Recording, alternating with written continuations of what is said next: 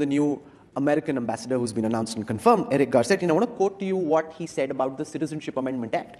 He was asked during the Senate Foreign Affairs Relations Committee meeting about the CA. Now, he's someone who's spoken up multiple times on human rights and discrimination. He thinks the Citizenship Amendment Act is a core piece of his engagement rather than an obligation.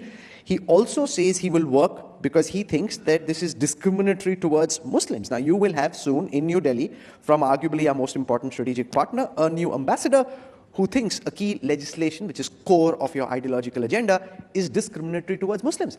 You know, first of all, when CA was passed, there was a debate. People in this country tried to make it an international debate.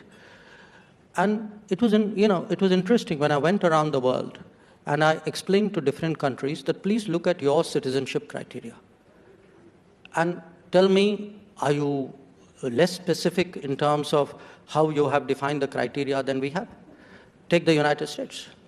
There are two very well-known amendments there, something called the Lautenberg Amendment and the Specter Amendment, which actually single out specific communities and specific faiths and give them a faster pathway into citizenship. Not just those. I can cite to you in US, there's a Jackson-Vanik Amendment.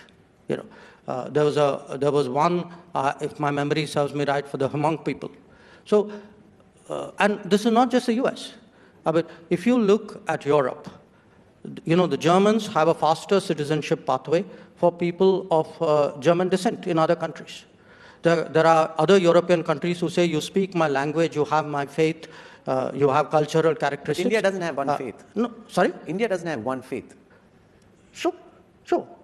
But therefore, the question is about him thinking of this being discriminatory towards Muslims. No, the point is that in many cases, the people who are persecuted have nowhere else to go except to India.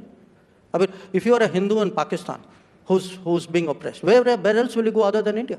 Okay. So, I mean, look, somewhere, you should not subject common sense to political correctness. I mean, there is a certain reality here which all of us know. Stares you in the face. But your question, what happens when he comes here? Let him come here. Pyar se samjha denge.